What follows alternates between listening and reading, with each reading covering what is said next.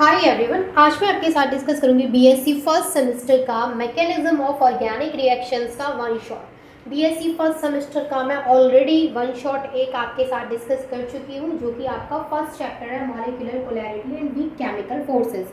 आज जो हम सेकंड वन शॉट यहाँ पर आपके साथ डिस्कस करने वाले हैं वो है मैकेनिज्म ऑफ ऑर्गेनिक रिएक्शंस। तो इसमें क्या क्या पढ़ना है थोड़ा सा आपको बता देती हूँ। जैसे आपको curved arrow notation, half headed arrow, double headed arrow, types of bond fission आपको पढ़ने हैं, टाइप्स ऑफ रिएजेंट आपको पढ़ने हैं, ठीक है, जैसे इलेक्ट्रोफिलिक रिएजेंट है, न्यूक्लियोफिलिक रिएजेंट है। इसके अलावा यहाँ पर आपको ऑर्गेनिक रिएक्शंस पढ़नी है और उनके टाइप्स पढ़ने, जैसे substitution, addition, elimination, rearrangement, molecular reactions. ये तो आपको पढ़ना ही है। इसके अलावा आपको और भी इसमें बहुत कुछ पढ़ना है, जैसे कि अगर मैं यहाँ पे बात करूँ तो आपको रिएक्शंस के अलावा जो पढ़ना है, जैसे कार्बेनियाइन पढ़ना है, फ्री रेडिकल के बारे में पढ़ना है, कार्बोकेटाइन पढ़ना है, ठीक है, और इसके अलावा आपको नाइट्रीन्स के बारे में पढ़ना है, ठीक है। तो ये हम और कार्बीन्स के बारे में भी आपको पढ़ना है। तो ये सारे टॉपिक्स को हम यहाँ पर आज डिस्कस करने वाले हैं। बने रहिएगा लास्ट तक, हम पूरा चैप्टर यहाँ पे ख़त्म करके, ठीक है, सारे टॉपिक्स को अच्छे से समझ लेंगे। तो यहाँ पर सबसे पहले हम बात करते हैं मैकेनिज्म ऑफ ऑर्गेनिक रिएक्शंस के फर्स्ट टॉपिक की, जो कि है कर्व्ड एरो नोटेशन। देखिए, कर्व्ड एरो नोटेशन का मतलब क्या होता है, पहले एक चीज़ समझ लीजिए। क्या है हमारे पास, हेडिंग क्या लगानी है आपको, कर्व्ड एरो नोटेशन।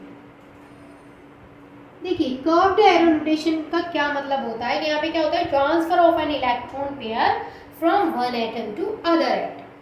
क्या होता है कि इलेक्ट्रॉन पेयर का ट्रांसफर होता है एक एटम से दूसरे एटम के पास, और उसी को हम कर्व्ड एरो नोटेशन से शो करते हैं। तो कर्व्ड एरो नोटेशन को हम इस तरीके से बनाते हैं, और आपको पता है इस तरीके से हम तब बनाते हैं जब हमें वहाँ पे दिखाना हो कि वहाँ पे इलेक्ट्रॉन्स का ट्रांसफर हो रहा है। फॉर एग्जाम्पल, जैसे हमारे पास एक है एटम ए और दूसरा एटम है बी, इन दोनों ने इलेक्ट्रॉन्स की शेयरिंग करके यहाँ पे कोवेलेंट बॉन्ड बनाया है, ठीक है। जो बॉन्ड इलेक्ट्रॉन्स की शेयरिंग से बनता है उसको हम क्या बोलते हैं भाई, कोवेलेंट बॉन्ड बोलते हैं। अब यहाँ से मान के चलिए ये जो इलेक्ट्रॉन है हमारे वो बी के पास चले गए, तो किसके पास इलेक्ट्रॉन गए हैं ये चीज़ शो करने के लिए किसी न किसी चीज़ की ज़रूरत तो पड़ेगी। चाहे ए के पास इलेक्ट्रॉन गए हो, चाहे बी के पास इलेक्ट्रॉन गए हो, हमें वहाँ पे बताना पड़ेगा कि किसके पास इलेक्ट्रॉन गए। तो हम कैसे बताएंगे, इस एरो के थ्रू। हम वहाँ पर इस एरो के थ्रू बताएंगे कि ये जो इलेक्ट्रॉन्स हैं वो इस एटम के पास गए या फिर इस एटम के पास गए। तो यहाँ पे क्या हो जाएगा, इसी एरो को हम क्या बोलते हैं, कर्व्ड एरो नोटेशन। अब मान के चलिए ये जो हमने एरो है वो इसकी तरफ लगाया है, इसका मतलब ये है कि इलेक्ट्रॉन्स इसके पास गए हैं। तो जिसके भी पास इलेक्ट्रॉन जाते हैं उसके पास माइनस चार्ज आता है, आपको पता है, और जिसके पास से जाते हैं उसके पास प्लस चार्ज आता है। क्योंकि देखिए, एक इलेक्ट्रॉन इसमें इसका है, एक इलेक्ट्रॉन इसमें इसका है। होता क्या है कि इसने दोनों इलेक्ट्रॉन्स को खींच लिया बी ने। अब बी के पास अपना एक इलेक्ट्रॉन था और उसने क्या किया, ए को कार्बन बना के उसका भी इलेक्ट्रॉन ले लिया। इसका मतलब क्या हो गया कि बी ने दूसरे का एक इलेक्ट्रॉन ले लिया। तो बी तो हो गया भाई रिच मैन, उसके पास क्या हो गए, इलेक्ट्रॉन्स हो गए ज़्यादा, क्योंकि पहले एक कम था, बी को उसने ले लिया किसी और का, तो वो तो रिच मैन हो गया, तो उसके ऊपर आ गया माइनस चार्ज। और ए बेचारा जिसके पास कम था, ऑलरेडी कम ही था क्योंकि उसने बी के साथ में बॉन्ड बना रखा है, इसका मतलब कि उसके पास इलेक्ट्रॉन की कमी पहले से ही, इसलिए उसने बॉन्ड बनाया स्टेबल होने के लिए बी के साथ में। तो अब जब इसने इसके साथ में बॉन्ड बनाया तो इस बेचारे का अपना इलेक्ट्रॉन भी चला गया, तो इस बेचारे पे क्या आ गया, प्लस चार्ज आ गया। कर्ज इस पे क्या हो गया कि अब इस बेचारे का अपना इलेक्ट्रॉन भी चला गया, तो इसके ऊपर आ गया पॉजिटिव चार्ज। यानी ये यहाँ पे बन गया केटाइन और ये यहाँ पे बन गया एनायन, ठीक है। इतनी चीज समझ में आई। अब देखिए, हाफ एरो नोटेशन क्या होता है, हाफ एरो नोटेशन ये आपको समझ में आया। कर्व्ड एरो नोटेशन क्या होता है, सिंपली क्या समझना है, ये कर्व्ड एरो जो है वही कर्व्ड एरो नोटेशन है। इससे इसी को हम इससे कर्व्ड एरो नोटेशन को हम इससे रिप्रेजेंट करते हैं, ये जो एरो है, ठीक है। अब बात करते हैं हाफ एरो नोटेशन की। हाफ एरो नोटेशन क्या होता है भाई, हाफ एरो नोटेशन होता है ये, सिर्फ एक तरफ आपको इस तरीके से ऊपर की तरफ इसकी टेल बनानी है। किस तरीके से, देखिए यहाँ पे होता क्या है, इसका भी कोई ना कोई रीजन रहा होगा। अब देखो यहाँ पर दो तरफ इस तरीके से बना हुआ और यहाँ पर सिर्फ एक तरफ बना हुआ है, तो आप ड्राइंग पढ़ रहे हैं तो आपने सिर्फ डिज़ाइन के लिए बना दिया है, या कुछ तो बात रही होगी कि वहाँ पर 2 टेल बना रखी हो, यहाँ पर सिर्फ एक है। तो यहाँ पर क्या बात रही है कि जैसे ए और बी दोनों एटम्स हैं और दोनों ने यहाँ पे क्या बना रखा है, अपने अपने इलेक्ट्रॉन्स को शेयर करके कोवलेंट बॉन्ड बना रखा है। अब ये वाला जो यहाँ पे नोटेशन है, ये वाला जो यहाँ पे साइन है, ये शो करता है कि यहाँ पर सिर्फ एक इलेक्ट्रॉन का ट्रांसफर हुआ है, transfer of 1 electron from 1 atom to another atom, यानी सिर्फ और सिर्फ एक इलेक्ट्रॉन का ट्रांसफर। जैसे अब यहाँ पे बी के पास इलेक्ट्रॉन गया है तो सिर्फ एक इलेक्ट्रॉन गया है, बाकी का एक इलेक्ट्रॉन इसके पास चला गया इस तरीके से। तो कुल मिला के इस तरीके का जब भी साइन होगा, इसका मतलब ये है कि वहां पर क्या है, एक इलेक्ट्रॉन ए के पास रह गया है और दूसरा इलेक्ट्रॉन बी के पास चला गया, यानी फ्री रेडिकल बन गया।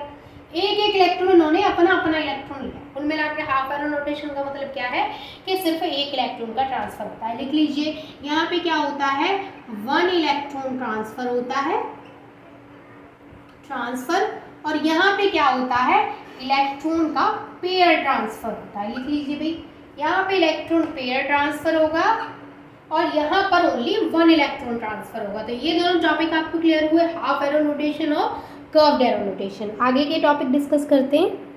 अब आता है टाइप्स ऑफ बॉन्ड फिजन। देखिए टाइप्स ऑफ बॉन्ड फिजन में क्या होता है, 2 तरीके के बॉन्ड फिजन होते हैं। एक होता है होमोलिटिक बॉन्ड फिजन, होमोलिटिक या फिर होमोलाइटिक, कुछ भी आप प्रोनाउंस कर सकते हैं इसको। एक होता है होमोलाइटिक बॉन्ड फिजन, ठीक है, और दूसरा जो होता है वो होता है हेट्रोलाइटिक या फिर हेट्रोलिटिक बॉन्ड फिजन, ठीक है।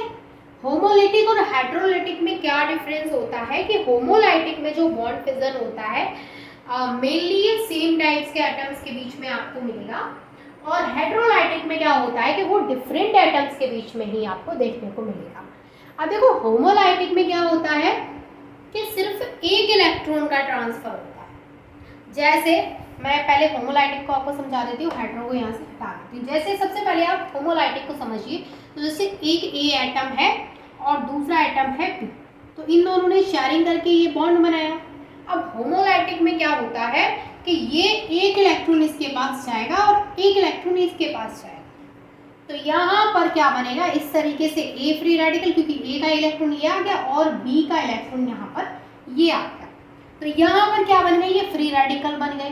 ये क्या बन गए भाई, फ्री रेडिकल, है ना। तो ये आपका हो गया होमोलिटिक फिजन। होमोलिटिक फिजन में क्या होता है कि जनरली आपको सेम टाइप के एटम्स मिलेंगे, दोनों की जो इलेक्ट्रोनेगेटिविटी का डिफरेंस होता है वो 0 होता है। क्योंकि देखिए एक चीज आप कॉमन सी बात सोच लीजिए कि अगर 2 एटम्स हैं और दोनों की इलेक्ट्रोनेगेटिविटी क्या है, का इलेक्ट्रोनेगेटिविटी में कुछ ना कुछ डिफरेंस है, यानी एक की इलेक्ट्रोनेगेटिविटी ज़्यादा है और दूसरे की इलेक्ट्रोनेगेटिविटी कम है, तो आपको अच्छे से पता है ये चीज़ कि जिस भी एटम की इलेक्ट्रोनेगेटिविटी ज़्यादा होती है वो अपनी तरफ इलेक्ट्रॉन्स को अट्रैक्ट कर लेता है। तो अगर हम होमोलाइटिक बॉन्ड फिजन करा रहे हैं और हमने 2 ऐसे एटम्स ले लिए कि जिसमें एक की इलेक्ट्रोनेगेटिविटी ज़्यादा है, तो वो होमोलाइटिक बॉन्ड फिजन होगा ही नहीं, वो हेट्रोलाइटिक बॉन्ड फिजन हो जाएगा। क्योंकि जिसकी इलेक्ट्रोनेगेटिविटी ज़्यादा है वो तो दोनों इलेक्ट्रॉन्स को अपनी तरफ खींच लेगा, वो किसी एक को थोड़ी खींचेगा। तो एक को तो वही खींचेंगे जब दोनों पार्टी सेम पावर की होंगी। जब दोनों ही यहाँ पे एटम्स सेम पावर के हैं तो वो एक एक इलेक्ट्रॉन को खींचेंगे, और कोई एक ज़्यादा स्ट्रॉन्ग ज़्यादा पावरफुल आ जाता है तो वो दोनों इलेक्ट्रॉन को अपनी तरफ खींच लेगा, तो वो केस हेट्रोलाइटिक का बन जाएगा, ठीक है। तो होमोलाइटिक का केस आपको समझ में आ गया। होमोलाइटिक के केस में क्या होता है, इलेक्ट्रोनेगेटिविटी डिफरेंस होता नहीं या बहुत ज़्यादा कम होगा, ठीक है। अब मैं बात करती हूँ हेट्रोलाइटिक बॉन्ड फिजन की। हेट्रोलाइटिक, ठीक है। हेट्रोलाइटिक बॉन्ड फिजन में क्या होगा, सेम जैसे आपका एक एटम है ए और शेयरिंग करके उसने बॉन्ड बनाया किसी बी एटम के साथ में, तो यहाँ पे क्या होगा, तो यहाँ पर क्या होता है हेट्रोलाइटिक के केस में कि दोनों एटम्स आपको डिफरेंट मिलेंगे, दोनों की जो इलेक्ट्रोनेगेटिविटी है उसमें कुछ ना कुछ डिफरेंस मिलेगा, ठीक है। तो होता क्या है कि जैसे यहाँ पर इलेक्ट्रॉन्स ट्रांसफर होंगे तो यहाँ पर बी के पास में दोनों इलेक्ट्रॉन्स ट्रांसफर हो जाएंगे, तो क्या होगा, बी पर नेगेटिव चार्ज और इस पर पॉजिटिव चार्ज आएगा। तो हेट्रोलाइटिक बॉन्ड फिजन जो होता है इसको हम आयनिक रिएक्शन भी बोलते हैं, जिस रिएक्शन में हेटेरोलाइटिक बॉन्ड फिजन हो रहा है उस रिएक्शन को हम आयोनिक रिएक्शंस भी बोलते हैं। क्यों बोलते हैं? क्योंकि इसमें आयंस का फॉर्मेशन हो रहा है।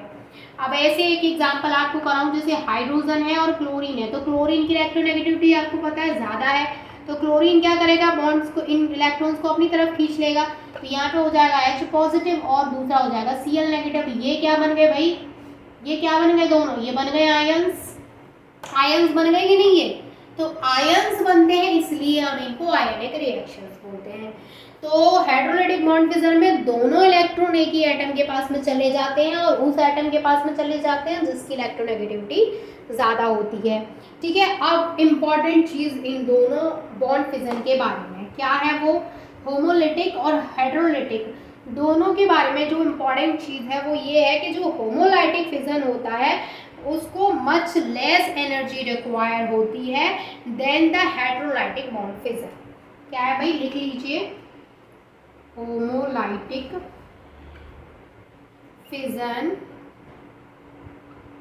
Much less energy requires than the heterolytic fission. इसको नोट में लिखिएगा, इसको नोट में आपको लिखना है कि होमोलाइटिक फिजन जब भी होता है तो उसको कम एनर्जी की रिक्वायरमेंट होती है as compare to hydrolytic fission.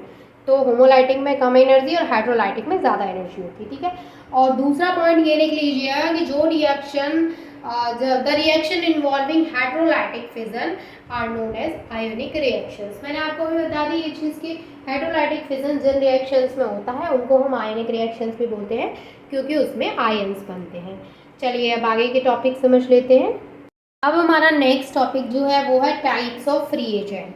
देखिए, टाइप्स ऑफ रिएजेंट में आपको दो तरीके के रिएजेंट पढ़ने होते हैं। पहला होता है आपका इलेक्ट्रोफिलिक रिएजेंट, इलेक्ट्रोफिलिक रिएजेंट जिनको कि इलेक्ट्रोफाइल्स भी बोलते हैं, इलेक्ट्रोफाइल्स।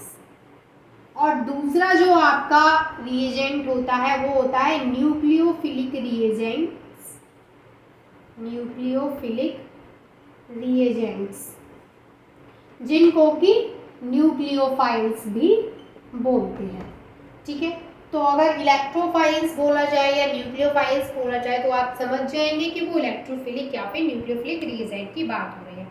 अब देखिए, इलेक्ट्रोफिलिक रिएजेंट क्या होते हैं और न्यूक्लियोफिलिक रिएजेंट क्या होते हैं, पहले सिंपली ये समझ लीजिए और उससे भी पहले ये समझ लीजिए कि इनका जो नाम है इलेक्ट्रोफाइल, न्यूक्लियोफाइल, इसका क्या मतलब है।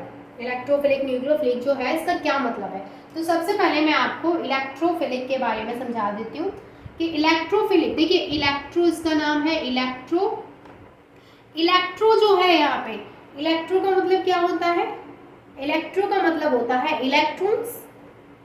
ठीक है, इलेक्ट्रो का मतलब क्या होता है यहाँ पे, इलेक्ट्रो का मतलब है यहाँ पे इलेक्ट्रॉन्स। और फिलिक का मतलब क्या है यहाँ पे, फिलिक का मतलब है लविंग, फिलिक का मतलब क्या है, लव।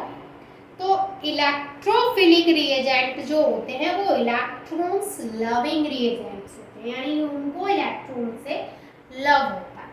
अब अगर मैं न्यूक्लियोफिलिक की बात करूं तो न्यूक्लियो का क्या मतलब होता है भाई, न्यूक्लियो का मतलब होता है न्यूक्लियस, न्यूक्लियस, न्यूक्लियो का मतलब क्या हो गया, न्यूक्लियस। और फिलिक का मतलब सेम आपको पता ही है, क्या, लविंग। फिलिक का मतलब आपको पता ही है, फिलिक का मतलब क्या है, लविंग।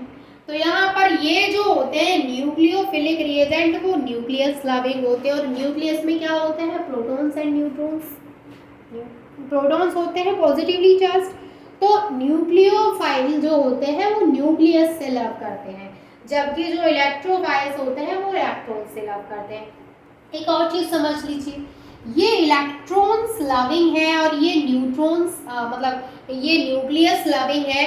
तो यहाँ पर कुछ तो रीजन होगा, तो इनको कुछ तो बोलते हैं, कुछ तो रीजन होगा जिसकी वजह से इनको इलेक्ट्रॉन्स से लव है और इनको मतलब प्रोटॉन्स यानी न्यूक्लियस से लव है। तो उसका रीज़न ये है कि इनके पास जो होते हैं, जो इलेक्ट्रोफिलिक रिएजेंट्स होते हैं, ये इलेक्ट्रॉन डेफिशिएंट मॉलिक्यूल्स होते हैं। ये क्या होते हैं? Electrons deficient. इलेक्ट्रॉन्स डेफिशिएंट का क्या मतलब है कि इनके पास इलेक्ट्रॉन्स की कमी होती है, और जिसके पास इलेक्ट्रॉन्स की कमी होगी भाई वो किसको अट्रैक्ट करेगा? इलेक्ट्रॉन्स को। डेफिनेटली जिसको पैसे की ज़रूरत होती है वो इंसान पैसे के पास भागेगा, और जिसके पास ऑलरेडी बहुत पैसा भर भर के है वो देखेगा किसी गरीब को कि थोड़ा दान पुण्य कर देता हूँ भाई, क्योंकि उसके पास ऑलरेडी बहुत कुछ है ना। तो अब इलेक्ट्रॉन्स जो होते हैं, इलेक्ट्रोफिलिक जो होते हैं, वो तो इलेक्ट्रॉन्स लविंग होते हैं। इलेक्ट्रॉन्स लविंग होते हैं क्योंकि उनके पास इलेक्ट्रॉन्स की कमी होती है, because they are electron deficient molecule. अगर मैं न्यूक्लियोफिलिक की बात करूं तो ये तो न्यूक्लियस से लव कर रहे हैं। न्यूक्लियस में क्या होता है? Protons and neutron. तो जब ये न्यूक्लियस से लव कर रहे हैं, इसका मतलब तो ये हुआ कि जब ये प्रोटॉन से लव कर रहे हैं, इसका मतलब ये हुआ कि इनके पास तो इलेक्ट्रॉन्स भर भर के रिच मॉलिक्यूल हैं ये, इसलिए ये क्या कर रहे हैं? प्रोटॉन से लव कर रहे हैं। तो ये क्या होते हैं? इलेक्ट्रॉन्स रिच मॉलिक्यूल होते हैं। इलेक्ट्रॉन्स रिच मॉलिक्यूल, इनके पास इलेक्ट्रॉन्स भर भर के होते हैं। ये चीज समझ में आ जानी चाहिए आपको। क्या क्या? इलेक्ट्रोफिलिक, इलेक्ट्रॉन्स लविंग होते हैं और इलेक्ट्रॉन डेफिशिएंट मॉलिक्यूल होते हैं। न्यूक्लियोफिलिक, न्यूक्लियस लविंग होते हैं और इलेक्ट्रॉन्स रिच मॉलिक्यूल होते हैं। इतनी चीज समझ में आई, तो आगे की चीजें समझ लेते हैं। अब हम बात करते हैं हमारे इलेक्ट्रोफिलिक रिएजेंट को पढ़ने की। न्यूक्लियोफिलिक को हम पढ़ेंगे लेकिन बाद में, पहले हम स्टार्ट कर रहे हैं इलेक्ट्रोफिलिक को। थोड़ा सा बेसिक इंट्रो हम दोनों के बारे में ले चुके हैं कि इलेक्ट्रोफिलिक और न्यूक्लियोफिलिक क्या होते हैं, क्योंकि इतना समझना ज़रूरी होता है कंपैरिजन के तौर पे कि आपको दोनों में कंपैरिजन करना आना चाहिए।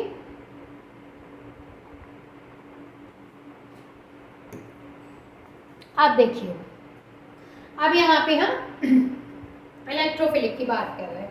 तो देखिए, इलेक्ट्रोफिलिक जो होते हैं, they may be either be positively charged ions और इलेक्ट्रॉन डेफिशिएंट मॉलिक्यूल। यानी देखो, इलेक्ट्रोफिलिक में ना दो चीज़ें हो सकती हैं।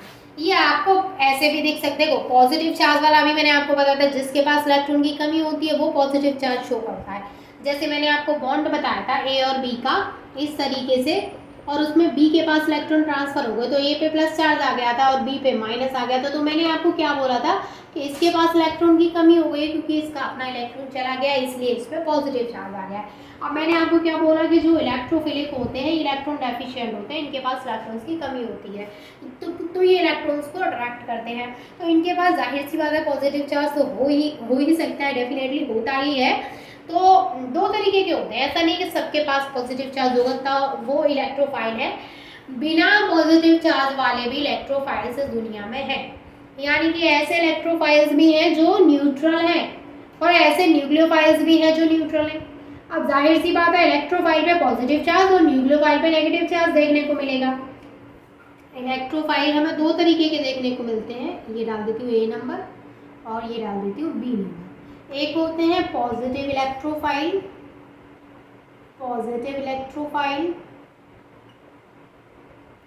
और दूसरे जो होते हैं वो होते हैं न्यूट्रल इलेक्ट्रोफाइल्स।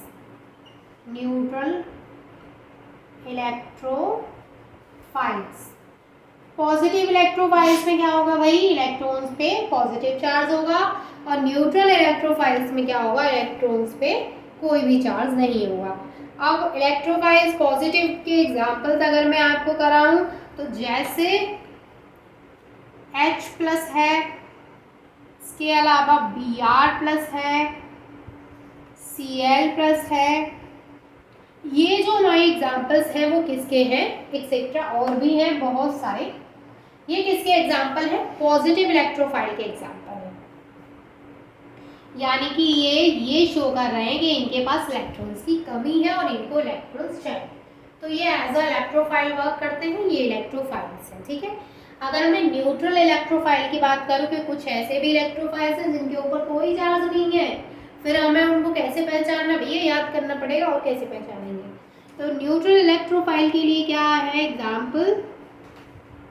BF3 एक न्यूट्रल इलेक्ट्रोफाइल है। इसके अलावा SO3 एंड सो ऑन। और भी बहुत सारे हैं। तो यहाँ पर जो BF3 है, SO3 है, ये न्यूट्रल इलेक्ट्रोफाइल की कैटेगरी में आते हैं। Although they are electron deficient molecules, मतलब ये इलेक्ट्रॉन डेफिशिएंट मॉलिक्यूल तो हैं बट इनके ऊपर कोई चार्ज नहीं है, मतलब ये अपने ऊपर कोई भी ऐसे क्राउन वगैरह पहन के नहीं घूमते हैं। ये सिंपली कहते हैं कि जब हम गरीब हैं तो गरीब ही हैं, ज़रूरी थोड़ी कि प्लस चार्ज लेके घूमेंगे तभी पता चलेगा हम गरीब हैं, पड़ोसियों को तो पता चल ही जाता है कि ये गरीब है। तो ये न्यूट्रल इलेक्ट्रोफाइल्स होते हैं, वो विदाउट ग्राउंड होते हैं, ठीक है। तो ये इतनी सी जो बात हमने करी है वो पॉजिटिव इलेक्ट्रोफाइल्स के बारे में करी है। अब हम बात करते हैं न्यूक्लियोफाइल्स के बारे में, यानी कि न्यूक्लियोफिलिक रिएजेंट्स के बारे में। अब हम यहाँ पे बात करेंगे न्यूक्लियोफिलिक रिएजेंट के बारे में। तो देखिए न्यूक्लियोफिलिक रिएजेंट क्या होते हैं, न्यूक्लियस लविंग होते हैं, और ये भी दो तरीके के होते हैं। ये इलेक्ट्रॉन्स रिच मॉलिक्यूल होते हैं, न्यूक्लियस लविंग होते हैं, और ये भी दो तरीके के होते हैं। पहले तरीके के ये होते हैं कि नेगेटिव न्यूक्लियोफाइल, जिनके ऊपर की नेगेटिव चार्ज होता है। पहले कौन से हैं, नेगेटिव न्यूक्लियोफाइल।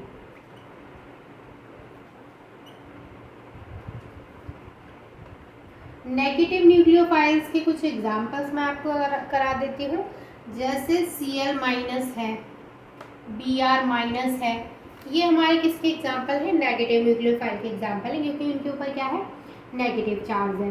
दूसरा मैं आपको बताती हूँ इसका type, neutral nucleophile. Neutral nucleophiles, देखिए न्यूट्रल न्यूक्लियोफाइल्स में वो न्यूक्लियोफाइल आते हैं जिनके ऊपर कोई भी चार्ज नहीं होता है, जैसे अमोनिया है। अमोनिया के ऊपर कोई चार्ज तो नहीं है, पर ये क्या है, ये न्यूट्रल न्यूक्लियोफाइल है। इसके अलावा ये क्या है, RnH2, इसके ऊपर भी आपको कोई चार्ज नहीं दिख रहा है, लेकिन ये क्या है, एक न्यूट्रल न्यूक्लियोफाइल है। तो ये बात हो गई यहाँ पे टाइप्स ऑफ रिएजेंट के बारे में कि न्यूक्लियोफिलिक और इलेक्ट्रोफिलिक दो तरीके के होते हैं। इलेक्ट्रोफिलिक भी पॉजिटिव और न्यूट्रल दो तरीके के होते हैं, सेम न्यूक्लियोफिलिक भी पॉजिटिव और न्यूट्रल दो तरीके के होते हैं। तो ये हमने अपना जो टाइप्स ऑफ रिएजेंट था उसको कंप्लीट कर लिया है।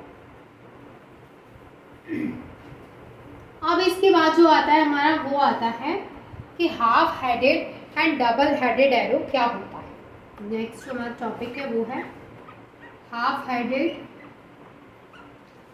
And double headed arrow.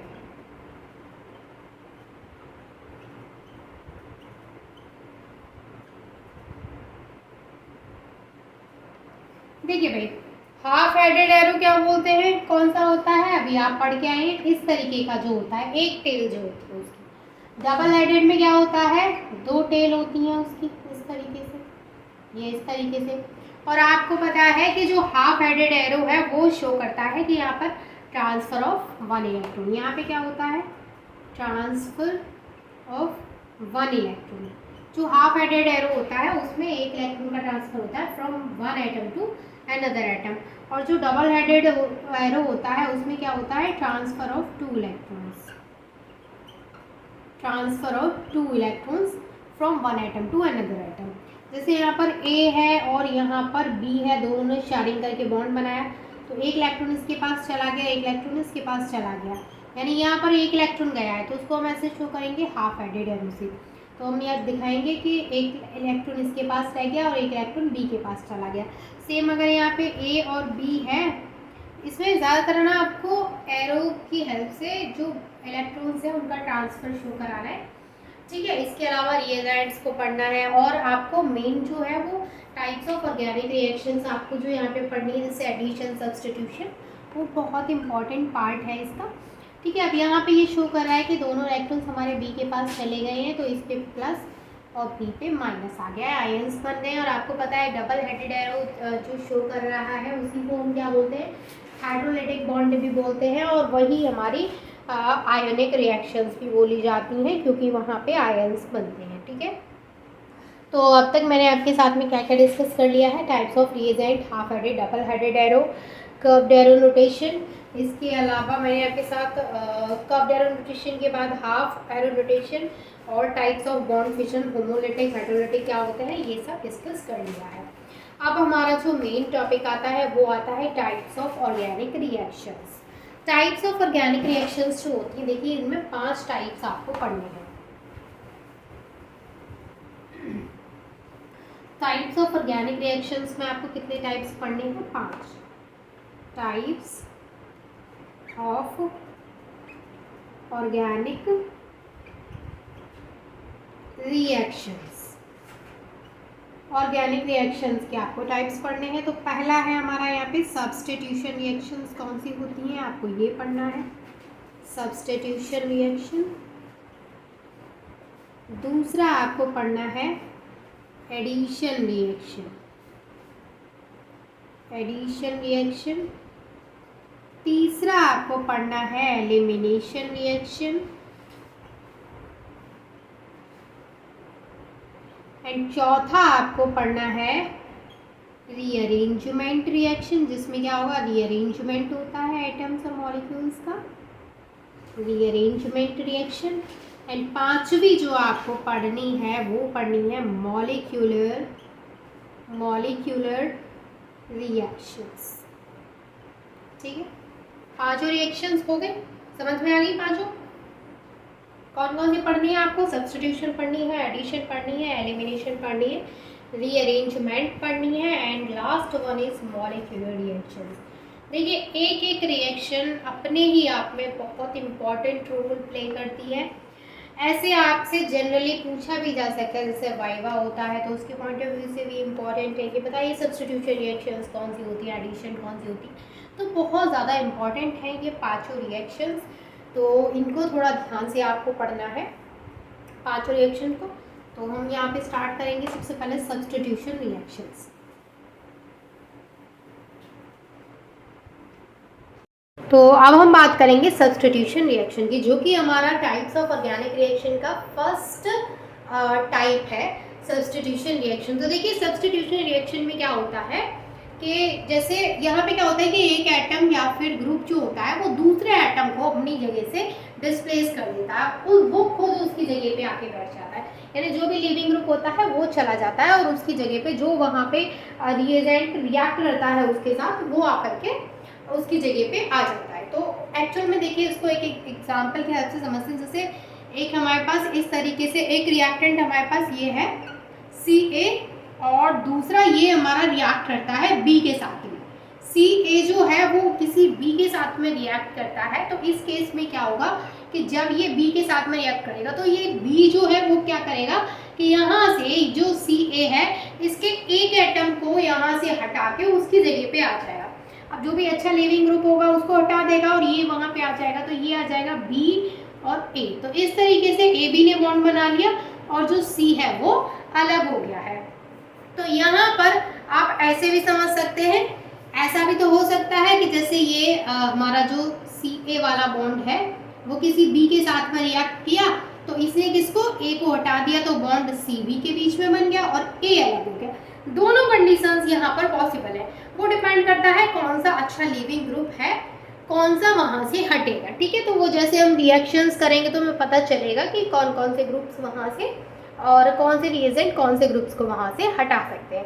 अब देखिए मैंने आपको बताया कि सब्स्टिट्यूशन रिएक्शन में क्या होता है कि सिर्फ और सिर्फ एक एटम आता है और दूसरे एटम को उसकी जगह से हटा देता है। अब सब्स्टिट्यूशन रिएक्शंस जो होती हैं ये भी दो तरीके की रिएक्शंस होती हैं। इनमें कौन कौन से टाइप होते हैं? पहले होती है सब्स्टिट्यूशन रिएक्शन में न्यूक्लियोफिलिक सब्स्टिट्यूशन रिएक्शन। सॉरी, दो नहीं 3 टाइप की होती है ये। पहली जो होती है वो होती है nucleophilic substitution reaction, nucleophilic substitution reaction. ठीक है, मैंने शॉर्ट में लिखा है। दूसरा जो टाइप है वो है इलेक्ट्रोफिलिक सब्स्टिट्यूशन रिएक्शन। दूसरा जो यहाँ पे टाइप है वो क्या है? Electrophilic substitution reaction. और तीसरा जो इसका टाइप है वो है free radical substitution reaction, free radical substitution reaction. ये 3 टाइप्स आपको पढ़ने हैं सब्स्टिट्यूशन रिएक्शन में। कौन कौन से? Nucleophilic substitution reaction, electrophilic substitution reaction and free radical substitution reaction. अब देखो न्यूक्लियोफाइल्स क्या होते हैं, इलेक्ट्रोफाइल्स क्या होते हैं, फ्री रेडिकल क्या होते हैं, इन तीनों चीज़ों से आप पहले ही फैमिलियर हो चुके हैं प्रीवियस टॉपिक में। ठीक है, अब यहाँ पे समझ लीजिए सबसे पहले कि न्यूक्लियोफिलिक सब्स्टिट्यूशन रिएक्शंस कौन सी होती हैं। तो आपको सब्स्टिट्यूशन का मतलब पता चल गया कि एक एटम दूसरे एटम को वहां से डिस्प्लेस कर देगा। अब न्यूक्लियोफिलिक सब्स्टिट्यूशन में भी वही होगा डिस्प्लेसमेंट, लेकिन ऐसा क्यों बोला हमने, एक में बोला कि इलेक्ट्रोफिलिक सब्स्टिट्यूशन, जबकि सब्स्टिट्यूशन ये हो रहा है, दूसरे को हम बोल रहे हैं न्यूक्लियोफिलिक सब्स्टिट्यूशन जबकि वहां पर भी सब्स्टिट्यूशन है, और तीसरे को हम बोल रहे हैं फ्री रेडिकल सब्स्टिट्यूशन जबकि वहां पर भी सब्स्टिट्यूशन हो रहा है। तो सब्स्टिट्यूशन तो हो रहा है बट इलेक्ट्रोफाइल के थ्रू हो रहा है या फिर न्यूक्लियोफाइल के थ्रू हो रहा है या फिर फ्री रेडिकल के थ्रू हो रहा है, तो उसके बेस पर हम उनको nucleophilic, electrophilic and free radical substitution reactions बोलते हैं। ठीक है, तो सबसे पहले हम यहाँ पे जो बात करने वाले हैं वो न्यूक्लियोफिलिक सब्स्टिट्यूशन रिएक्शन की बात करने वाले हैं। तो न्यूक्लियोफिलिक सब्स्टिट्यूशन ऐसी रिएक्शंस होती हैं जिनमें क्या होगा कि आपका जो रिच मॉलिक्यूल है, रिच मॉलिक्यूल क्या होता है, इलेक्ट्रॉन रिच मॉलिक्यूल कौन सा होता है भाई, अभी बताया थोड़ी देर पहले, इलेक्ट्रॉन रिच मॉलिक्यूल जो होता है वो होता है nucleophile.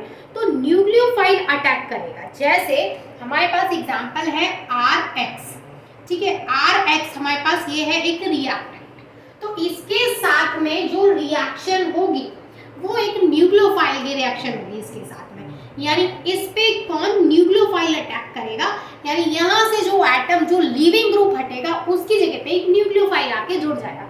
Basically positively charged electrophile पे अटैक करेगा वो, है ना, तो जो भी लिविंग ग्रुप होगा वो वहां से हट जाएगा। तो आपको पता है कि यहाँ पर मान के चलो यहाँ पर हमने कोई भी न्यूक्लियोफाइल ले लिया, तो हमने ले लिया यहाँ पे OH माइनस हमने यहाँ पे लिया है। अब आपको पता है कि यहाँ पर जो लिविंग ग्रुप है वो क्या है, X है, X मतलब हेलोजन है यहाँ पे, ठीक है, और जब ये जाएगा यहाँ से इलेक्ट्रॉन्स को लेके, तो यहाँ पर जो हमारा R है वो क्या है, यहाँ पर जो R है मतलब कोई कार्बन है ना, R का मतलब क्या है, एल्केन है, तो यहाँ पर जो R ग्रुप है हमारा वो क्या होगा, उसके पास से X चला जाएगा, और X क्या बोला मैंने, इसकी इलेक्ट्रोनेगेटिविटी ज्यादा है, अच्छा लिविंग ग्रुप है, तो यहाँ पर क्या होगा कि जो R है उस पर पॉजिटिव चार्ज आएगा।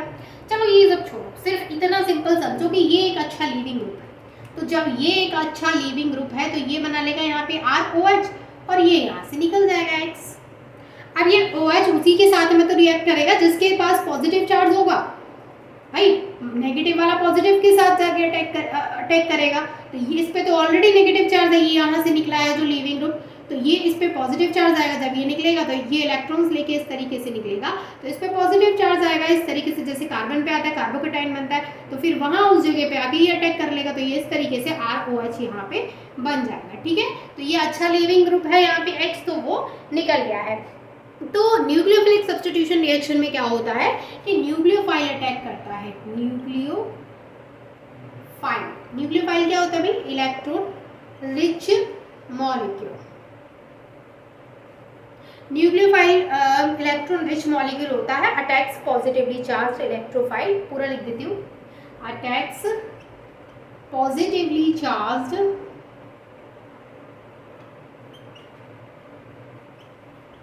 इलेक्ट्रोफाइल,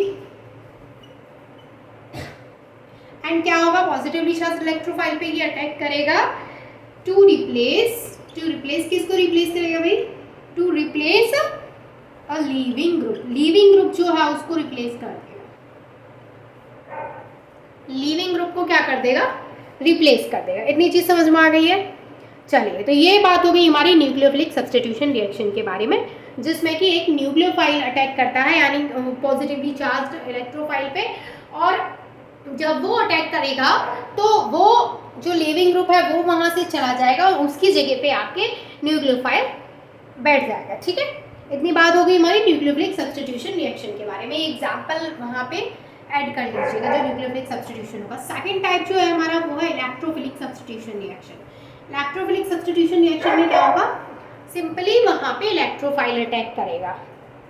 अब आता है इलेक्ट्रोफिलिक सब्स्टिट्यूशन रिएक्शन की बात। तो यहाँ पर जो अटैक होता है वो इलेक्ट्रोफाइल का अटैक होता है, और इलेक्ट्रोफाइल आपको पता है क्या होते हैं, इलेक्ट्रॉन डेफिशिएंट मॉलिक्यूल्स होते हैं, और जैसे ही इलेक्ट्रोफाइल वहाँ पे अटैक करते हैं तो वो क्या करते हैं, displaces the functional group in a compound. वो कंपाउंड में से जो फंक्शनल ग्रुप है टिपिकली हाइड्रोजन, उसको क्या कर देते हैं, वहाँ से रिप्लेस कर देते हैं। तो यहाँ पे जो अटैक होता है वो एक इलेक्ट्रोफाइल के थ्रू होता है। जैसे एग्जाम्पल हम आपको करा देते हैं,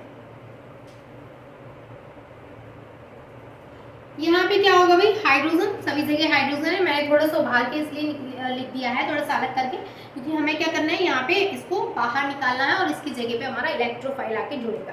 तो हम यहाँ पे किसी इलेक्ट्रोफाइल को रिएक्ट करवाएंगे, क्योंकि इलेक्ट्रोफिलिक सब्सटीट्यूशन है, तो जो सब्सटीट्यूशन होगा वो बाय इलेक्ट्रोफाइल, किसी इलेक्ट्रोफाइल के द्वारा यहाँ पे सब्सटीट्यूशन होगा, ठीक है। तो यहाँ पे क्या होता है, मैंने क्या बोला आपको कि जो भी इलेक्ट्रोफाइल अटैक करता है वो क्या करता है कि जो भी यहाँ पे फंक्शनल ग्रुप होता है कंपाउंड में उसको डिस्प्लेस कर देते हैं। टिपिकली हाइड्रोजन एटम को डिस्प्लेस कर देते हैं। तो हाइड्रोजन यहाँ से चला जाएगा, हाइड्रोजन यहाँ से चला जाएगा और हाइड्रोजन की जगह पे यहाँ पे क्लोरीन आ जाएगा और ये हमारा H+ यहाँ से निकल जाएगा, ठीक है। ये H+ हमारा यहाँ से निकल गया है। तो ये इस तरीके की जो रिएक्शंस होती हैं वो इलेक्ट्रोफिलिक सब्स्टिट्यूशन रिएक्शंस होती हैं। सिंपली मैं आपको एक चीज़ समझाना चाहूँगी कि न्यूक्लियोफिलिक सब्स्टिट्यूशन में आपको क्या बताना है कि जो सब्स्टिट्यूशन होता है वो किसी न्यूक्लियोफाइल के द्वारा होता है, और इलेक्ट्रोफिलिक सब्स्टिट्यूशन रिएक्शन में आपको क्या बताना है कि जो सब्स्टिट्यूशन होता है वो किसी इलेक्ट्रोफाइल के द्वारा होता है, ठीक है। अब बात करते हैं तीसरे नंबर की, फ्री रेडिकल सब्स्टिट्यूशन रिएक्शन की। तीसरे नंबर पे आता है हमारा फ्री रेडिकल सब्स्टिट्यूशन रिएक्शन। देखिए फ्री रेडिकल सब्स्टिट्यूशन में क्या होता है कि यहाँ पर जो सब्स्टिट्यूशन होगा वो किसी फ्री रेडिकल के द्वारा होगा। तो यहाँ पे एक्चुअल में होता क्या है कि जैसे मान के चलो, फ्री रेडिकल बता देती हूँ मैं आपको, जैसे क्लोरीन है, ठीक है।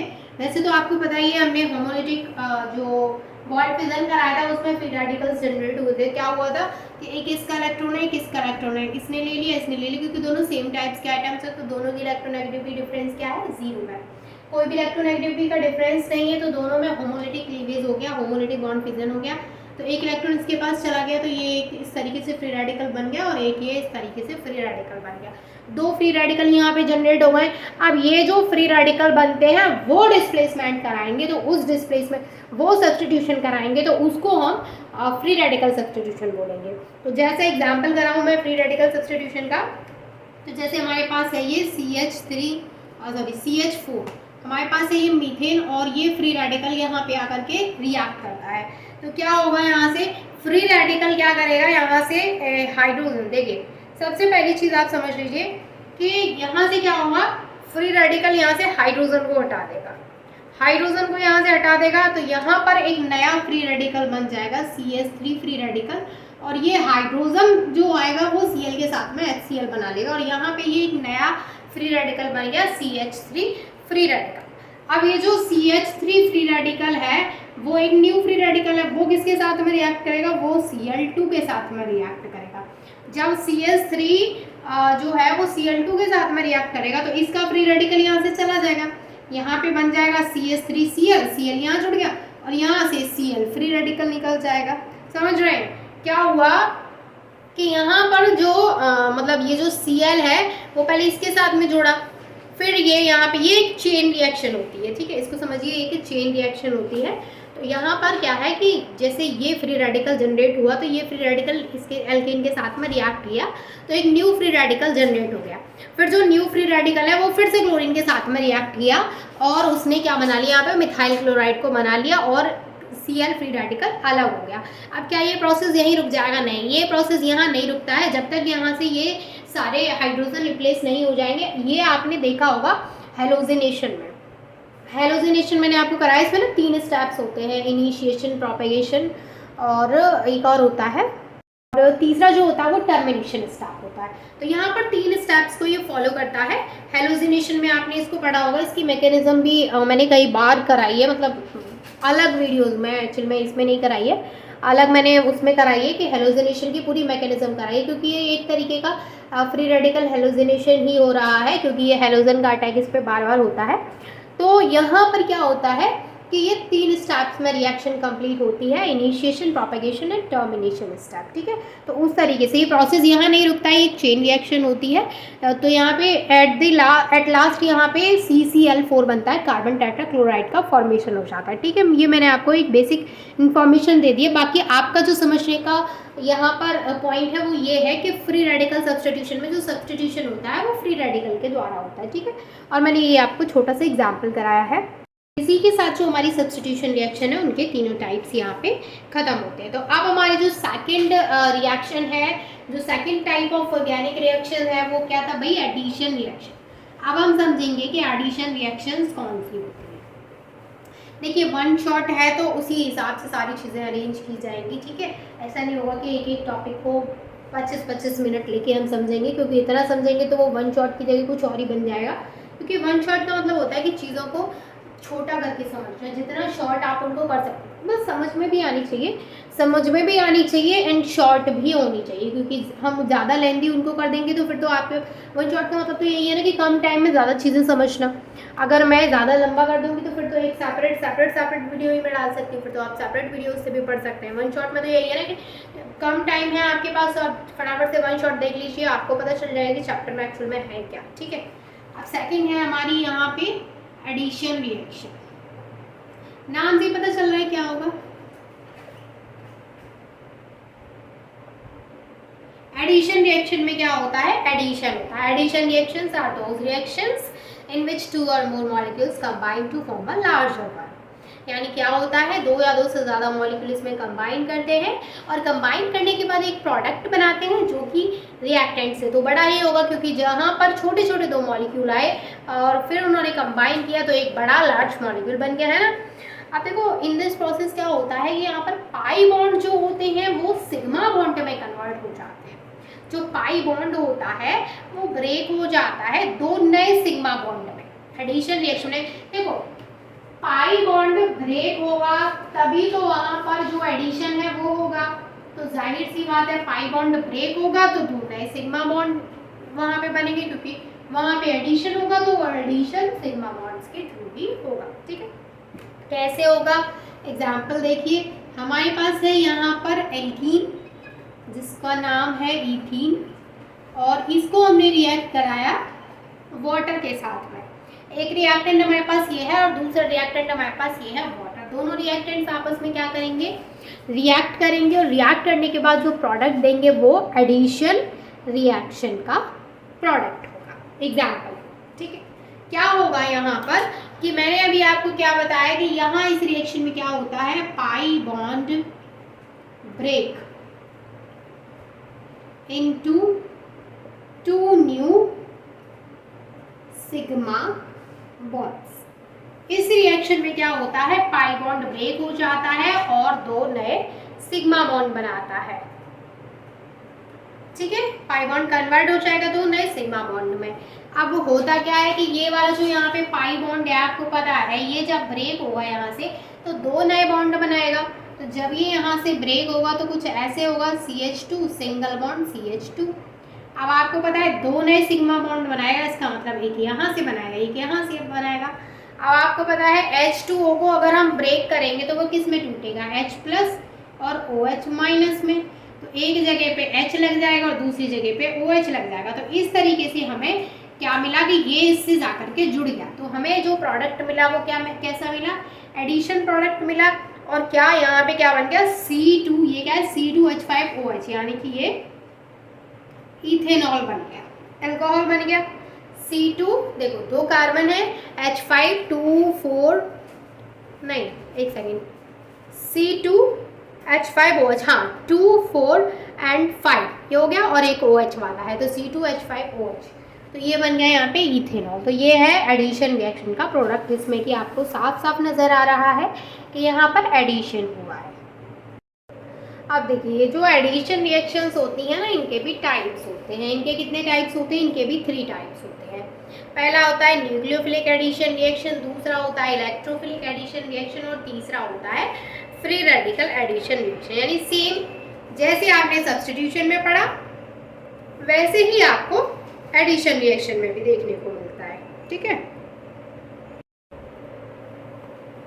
तो मैंने ये एग्जाम्पल यहाँ से रेज कर दिया है। एग्जाम्पल आपको समझ में आ गया होगा एडिशन रिएक्शन का। अब मैं आपको इसके टाइप्स बता देती हूँ। पहला जो टाइप है इसका वो है न्यूक्लियोफिलिक एडिशन रिएक्शन। बाकी के मैं साथ ही साथ लिखती रहूँगी, ठीक है। दूसरा टाइप लिख लीजिए इलेक्ट्रोफिलिक एडिशन रिएक्शन और तीसरा टाइप लिख लीजिए यहाँ पे फ्री रेडिकल एडिशन रिएक्शन। सबसे पहले हम समझते हैं न्यूक्लियोफिलिक एडिशन रिएक्शन। तो आप अब तक इतना तो समझ चुके होंगे कि न्यूक्लियोफिलिक एडिशन रिएक्शन है, इसका मतलब एडिशन तो होगा लेकिन न्यूक्लियोफाइल का एडिशन होगा। इसमें कोई ज़्यादा मुझे समझाने वाली चीज़ तो है नहीं है। क्या होगा, न्यूक्लियोफिलिक एडिशन रिएक्शन में जो एडिशन होगा वो एक न्यूक्लियोफाइल का एडिशन होगा। और आपको पता है कि यहाँ पे क्या होता है, पाई बॉन्ड ब्रेक होते हैं। तो हम यहाँ पे ले लेते हैं एक एग्जाम्पल, जो कि हमने ले लिया CH3 C double bond OCH3 Ac2। अब इसको हमने रिएक्ट करा दिया एक न्यूक्लियोफाइल के साथ में। ये न्यूक्लियोफाइल सॉरी HCl, ये हमारा न्यूक्लियोफाइल हो गया यहाँ पे। अब क्या होगा, देखो ये वाला बॉन्ड ब्रेक होगा, जैसे कि हमने पढ़ा है रूल्स के अकॉर्डिंग पाई बॉन्ड ब्रेक होगा। तो जब ये वाला बॉन्ड ब्रेक होगा, आपको पता है nucleophile that means electron rich species. अब इलेक्ट्रॉन रिच है ये, तो इसके पास इलेक्ट्रॉन्स की कोई कमी नहीं है, इसका मतलब ये न्यूक्लियस लविंग है। न्यूक्लियस लविंग है, इसका मतलब ये वहां जाएगा जहाँ पे पॉजिटिव चार्ज होगा।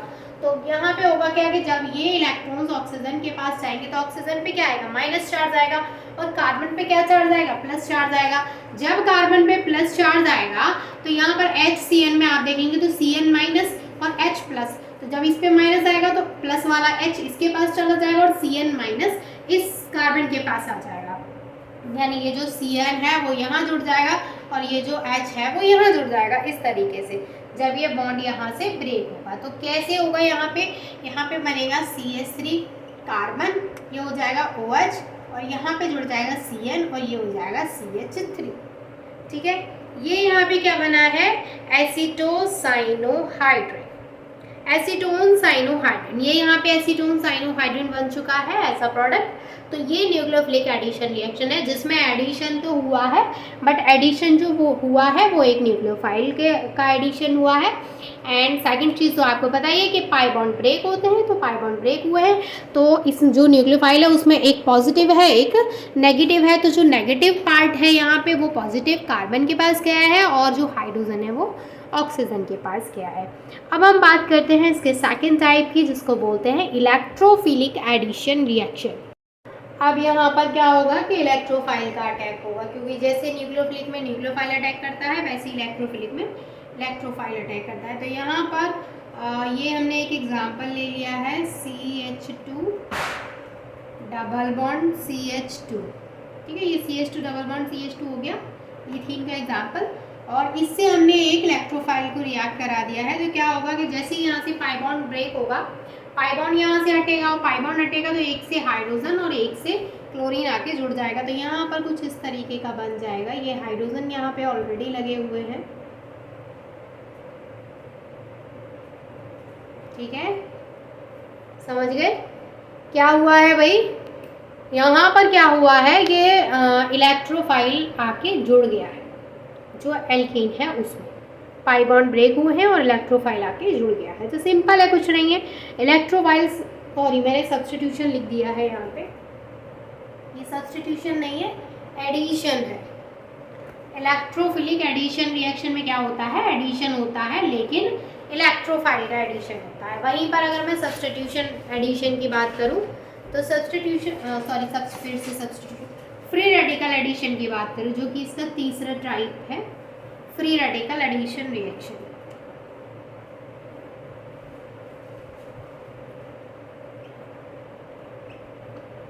फ्री रेडिकल एडिशन रिएक्शन, देखो फ्री रेडिकल एडिशन रिएक्शन में ना आपको, अगर आपने पढ़ रखा हो Markovnikov's rule, anti Markovnikov's rule, तो एंटी मार्कोनिकोव रूल अगर आपने पढ़ रखा है तो आपको याद होगा कि वहाँ पर जो एल्कीन था उसको मैंने किसके साथ में रिएक्ट कराया था। एक्चुअली में मैंने क्या कराया था, वो रिएक्शन ही ऐसे होता है कि जो हमारे पास जो एल्कीन था हमने उसको रिएक्ट कराया था अनसिमेट्रिकल रिएजेंट के साथ, और सेम हमने मार्कोनिकोव रूल में कराया था कि एल्कीन को हमने अनसिमेट्रिकल रिएजेंट के साथ में अटैक कराया था।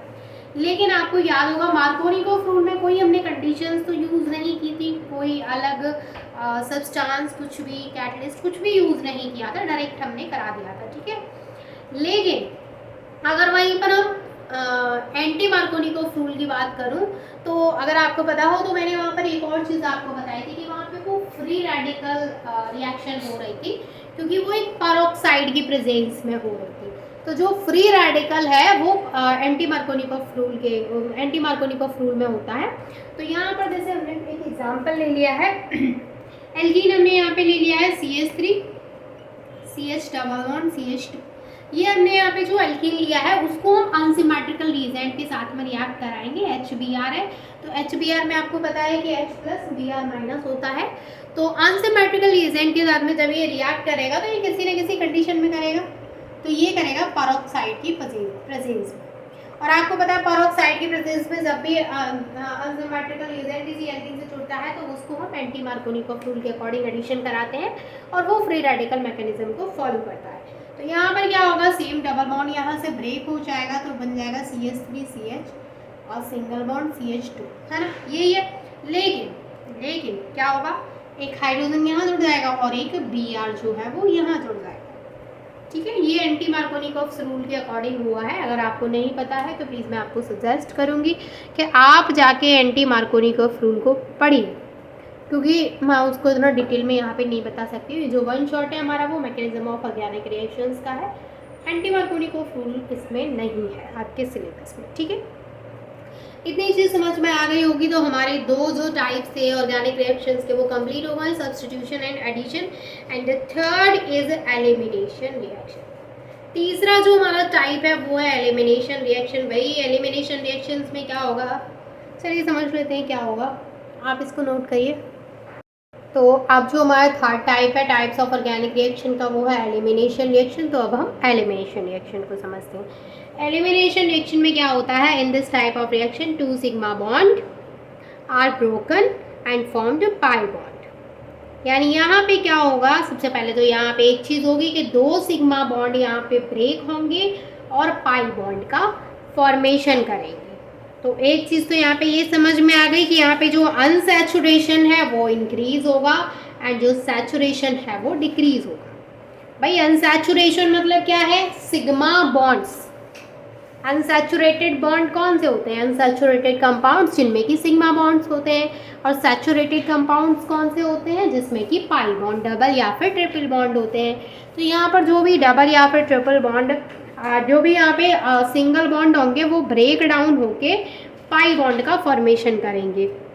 इसके अलावा जो हमारी एलिमिनेशन रिएक्शन है ना, इनको बीटा एलिमिनेशन भी बोलते हैं। देखो सबसे पहले तो एलिमिनेशन का मतलब होता है कि कुछ ना कुछ यहाँ से एलिमिनेट होगा। जो रिएक्शन है वो कंप्लीट होने के बाद आपको दिखेगा कि कुछ ना कुछ यहाँ से एटम, ग्रुप, मॉलिक्यूल यहाँ से एलिमिनेट होता हुआ नजर आएगा आपको। तो यहाँ पे कुछ ना कुछ एलिमिनेट होगा। तो इसको हम बीटा एलिमिनेशन इसलिए बोलते हैं क्योंकि जो बीटा कार्बन होता है वहाँ से हाइड्रोजन रिमूव होता है, एलिमिनेट होता है। एग्जाम्पल करा देते हैं हम आपको इसका। तो जैसे हमारे पास है एग्जाम्पल में ये OH, यहाँ पे hydrogen hydrogen hydrogen hydrogen and hydrogen. तो हमारे पास क्या है, CH2 CH3 CH2OH। अब यहाँ पे देखिए जिस कार्बन से ये जुड़ा है फंक्शनल ग्रुप, ये हो गया हमारा अल्फा कार्बन और ये हो गया हमारा बीटा कार्बन। तो मैंने क्या बोला कि एलिमिनेशन रिएक्शन को हम बीटा एलिमिनेशन भी बोलते हैं। सबसे पहले तो आपको एक चीज समझ में आ गई, एलिमिनेशन का मतलब क्या है। एलिमिनेशन का मतलब क्या है भाई, कुछ ना कुछ यहाँ से बाहर निकलेगा, रिमूव होगा, एलिमिनेट होगा। और बीटा एलिमिनेशन इसलिए बोलते हैं क्योंकि बीटा कार्बन से हाइड्रोजन एलिमिनेट होगा, है ना। तो कभी कभी इनको एलिमिनेशन की जगह आपको पूछा जा सकता है सिंपली कि बीटा एलिमिनेशन कौन सी रिएक्शंस होती हैं। और बताइए बीटा एलिमिनेशन रिएक्शन को बीटा एलिमिनेशन क्यों बोलते हैं, ऐसा क्वेश्चन आ सकता है कि एलिमिनेशन रिएक्शन को बीटा एलिमिनेशन क्यों बोलते हैं। तो सिंपली एलिमिनेशन रिएक्शन को बीटा एलिमिनेशन इसलिए बोलते हैं क्योंकि जो बीटा कार्बन यहाँ पे लगा है उसका हाइड्रोजन यहाँ से रिमूव हो जाएगा। जब बीटा जो यहाँ पे कार्बन है उसका हाइड्रोजन यहाँ से रिमूव हो जाएगा तो वहाँ पर डबल बॉन्ड बनेगा। क्या होगा, बीटा का एक हाइड्रोजन यहाँ से रिमूव हो गया, तो एक हाइड्रोजन यहाँ पे था, एक हाइड्रोजन ये वाला था, एक हाइड्रोजन यहाँ से रिमूव हुआ और यहाँ से देखिए बीटा का हाइड्रोजन और इसका ये फंक्शनल ग्रुप जो OH लगा है वो निकलेगा। तो इसका OH और इसका H निकलेगा, तो OH और H मिलके क्या बनाएगा, वाटर। OH और H मिलके क्या बना लेगा, वाटर बाहर निकल जाएगा। और क्योंकि इसके पास से OH चला गया तो इसकी वैलेंसी भी इनकम्प्लीट हो गई, इसका हाइड्रोजन चला गया तो इसकी वैलेंसी भी इनकम्प्लीट हो गई। तो यहाँ पे आ जाएगा डबल बॉन्ड, यहाँ पे बन जाएगा ये ethene CH2 double bond CH2। कहने का मतलब ये है कि बीटा कार्बन से हाइड्रोजन चला गया है, ठीक है, और अल्फा कार्बन से ये वाला ग्रुप निकल गया है। तो यहाँ पर क्या हुआ है, एलिमिनेशन हुआ है, यहाँ पर एलिमिनेशन हुआ है, पाई बॉन्ड का फॉर्मेशन हुआ है, सिंगल बॉन्ड्स ब्रेक डाउन होकर पाई बॉन्ड बना रहे हैं, अनसैचुरेशन इंक्रीज हुआ है एंड सैचुरेशन डिक्रीज हुआ है। इतनी चीज़ समझ में आ गई है तो अपनी लैंग्वेज में लिख लो। तो ये हो गया यहाँ पे एलिमिनेशन रिएक्शन का थोड़ा सा बेसिक कि यहाँ पे ये एलिमिनेट हो गया है, वाटर OH इधर से निकला है, और बीटा कार्बन का ध्यान रखिएगा, बीटा कार्बन से हाइड्रोजन ही जाना है, बीटा कार्बन से क्या जाना है, हाइड्रोजन। अब देखो एलिमिनेशन रिएक्शंस होती है ना, ये भी दो तरीके की होती हैं। एलिमिनेशन रिएक्शंस कौन कौन सी होती है, एक तो होती है यूनिमॉलिक्यूलर जिनको हम E1 बोलते हैं, और दूसरी होती है बाईमॉलिक्यूलर जिनको हम E2 रिएक्शंस बोलते हैं।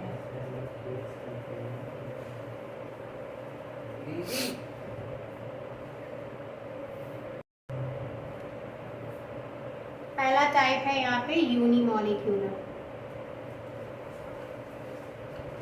जिनको E1 भी बोलते हैं, दूसरा टाइप है यहाँ पे बाईमॉलिक्यूलर जिनको E2 भी बोलते हैं। तो E1 और E2 कौन सी रिएक्शंस होती हैं समझ लेते हैं वन बाय वन। सबसे पहले समझ लेते हैं यूनिमॉलिक्यूलर रिएक्शन। ये 2 स्टेप प्रोसेस होता है, और पहला स्टेप जो होता है इसमें वो स्लो होता है। देखो इसमें कार्बोकेटाइन बनता है एंड देन एल्कीन बनता है। तो पहले मैं आपको समझा देती हूँ यूनिमॉलिक्यूलर वाला, पहला वाला हम रिएक्शन यहाँ पे समझा रहे हैं, तो इसको हटा देती हूँ बाईमॉलिक्यूलर को। पहले जो हम समझ रहे हैं वो यूनिमॉलिक्यूलर को समझने वाले हैं। तो यूनिमॉलिक्यूलर में क्या होता है, मैंने बोला ये 2 स्टेप प्रोसेस होता है। इसमें पहले कार्बोकेटाइन बनेगा और फिर इसके बाद इसमें एल्कीन बनेगी। जैसे हमने एग्जांपल ले लिया यहाँ पे CH3 CH2 C, और इससे जुड़ा है CH3, और यहाँ पर जुड़ा है इसमें क्लोरीन, और यहाँ पर जुड़ा है इसमें CH3। ये हमने यहाँ पर एक एग्जाम्पल ले लिया है। अब देखो ये वाला कार्बन जो है वो अल्फा कार्बन है, समझ में आ रहा है, इससे Cl जुड़ा है, और ये बीटा है, और ये भी समझ में आ रहा है कि ये भी बीटा है। अब यहाँ पे 2 बीटा कार्बन है। आप फंस गए ना कि 2 बीटा कार्बन है, तो अब कौन से बीटा कार्बन से हाइड्रोजन को रिमूव करें, तो यहाँ पे 2 प्रोडक्ट बनेंगे। आपको दोनों ही कार्बन जो है दोनों से आपको हाइड्रोजन को रिमूव करके दिखाना पड़ेगा। जितने बीटा कार्बन वहाँ पे पॉसिबल हैं सबसे आपको हाइड्रोजन को रिमूव करके दिखाना है। देखिए कैसे हम करके दिखाते हैं। पहला जो हमारा स्टेप होता है वो स्लो स्टेप होता है, जिसमें कि कार्बोकेटाइन बनता है। कार्बोकेटाइन कैसे बनेगा भाई, देखो सिंपल सी चीज़ है, यहाँ से सबसे पहले स्टेप में क्लोरीन निकलेगा, और जब यहाँ से क्लोरीन निकलेगा तो वो इस तरीके से इलेक्ट्रॉन्स को लेके निकलेगा। तो कार्बन के इलेक्ट्रॉन जब ये यहाँ से इलेक्ट्रॉन को ले जाएगा तो कार्बन पे तो प्लस चार्ज आ जाएगा, और ये माइनस चार्ज लेके चल जाएगा। तो ये हो जाएगा यहाँ पे CH3 CH2, और ये इस तरीके से CH3 हो गया, कार्बन पे आ गया पॉजिटिव चार्ज, और ये CH3 एज इट इज हो गया। ठीक है, इनकी वैलेंसी एक बार चेक करिए, 2 3 4, हाँ ठीक है। तो ये कार्बन पे क्या आ गया, प्लस चार्ज आ गया, मतलब ये क्या बन गया यहाँ पे भाई, ये बन गया यहाँ पे कार्बोकेटाइन। कार्बोकेटाइन यहाँ पे बन चुका है। अब यहाँ से 2 पॉसिबिलिटी है।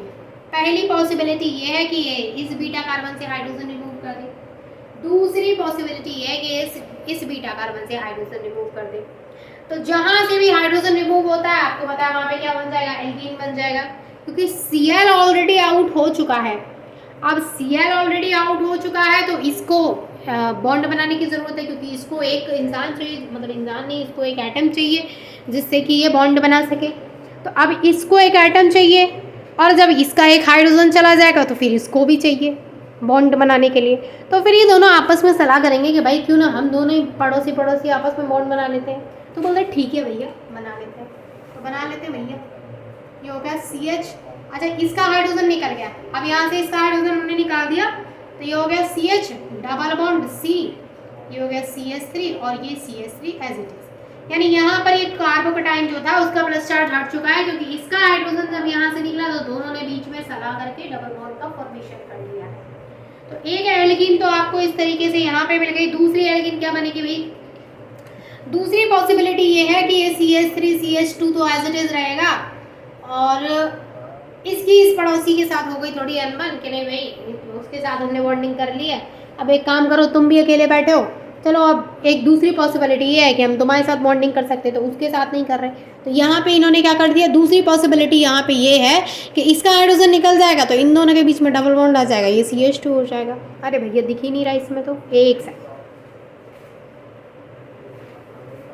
देखिए भाई, यहाँ पर डबल बॉन्ड आ गया और ये CH2 हो गया। अब आपको दिख रहा है, नहीं दिख रहा, कोई बात नहीं, हम थोड़ा सा इधर खिसका देते हैं, ठीक है, अब दिख रहा है, चलिए प्रॉपर विजिबल है।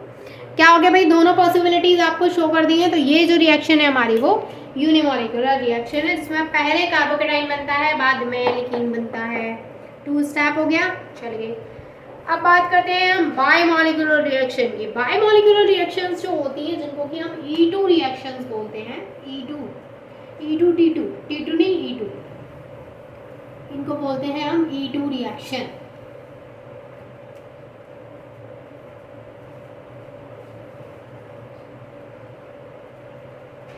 बायमोलिकुलर रिएक्शन या फिर बोल लीजिए E2 रिएक्शन। अब भाई बायमोलिकुलर या E2 रिएक्शन जो होती है ना, वो हमेशा एक स्ट्रॉन्ग बेस की प्रेजेंस में होती है, एक स्ट्रॉन्ग बेस की रिक्वायरमेंट इनको होती है। And product always will be alkene, product जो होगा वो एल्कीन होगा, ठीक है। और यहाँ पर एक स्ट्रॉन्ग बेस की रिक्वायरमेंट होगी ही होगी, तो यहाँ पे लिख देते हैं रिक्वायर स्ट्रॉन्ग बेस। अब स्ट्रॉन्ग बेस की इसको रिक्वायरमेंट होती है, तो स्ट्रॉन्ग बेस में आप क्या क्या ले सकते हैं, जैसे भैया KOH के अलावा आप ले सकते हैं यहाँ पे NaNH2। इसके अलावा भी बताएं, चलिए बता देते हैं, आप ले सकते हैं C2H5O-। इतना बहुत है, मतलब आपको स्ट्रॉन्ग बेस चाहिए ना। अब यहाँ पे हम ले लेते हैं एग्जाम्पल में हमने ले लिया यहाँ पे CH3 CH2 और ये जुड़ा है Br। आपको पता है ये अल्फा कार्बन है और ये बीटा कार्बन है, आपको पता है किसी न किसी की प्रेजेंस में होने वाली है, तो हमने ले लिया alcoholic KOH, strong base alcoholic KOH लेंगे, ठीक है। तो अब यहाँ पे क्या होगा, यहाँ से बीटा कार्बन से हाइड्रोजन निकल जाएगा और यहाँ से Br निकल जाएगा, और दोनों के बीच में डबल बॉन्ड बन जाएगा, तो ये बन जाएगा CH2 डबल बॉन्ड CH2, ये बन गया ये एल्कीन। समझ गए? एल्कीन में क्या बना ये इथेन। तो ये हो गई हमारी बायमोलिकुलर रिएक्शन। तो भाई इसी के साथ हमारी जो तीसरी टाइप की रिएक्शन है ऑर्गेनिक रिएक्शंस में, वो कंप्लीट हुआ है।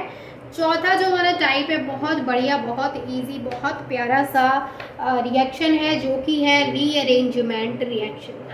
अच्छा भाई, रीअरेंजमेंट रिएक्शन में आपने एक बहुत अच्छी सी रिएक्शन पढ़ी है, मतलब बहुत अच्छी सी दिखती तो नहीं है वो, एक्चुअल में बड़ी सी दिखती है, बट हाँ थोड़ा नाम वाम थोड़ा अच्छा सा लगता है और उसका नाम P से स्टार्ट होता है और उसमें भी रीअरेंजमेंट होता है।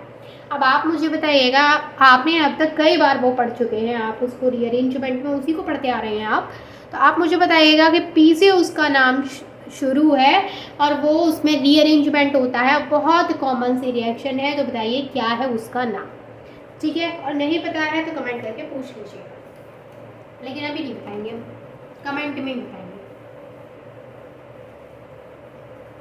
अब होता है हमारा चौथा टाइप, जो कि है क्या है, रीअरेंजमेंट रिएक्शन। फोर्थ जो है हमारा वो है रीअरेंजमेंट रिएक्शन।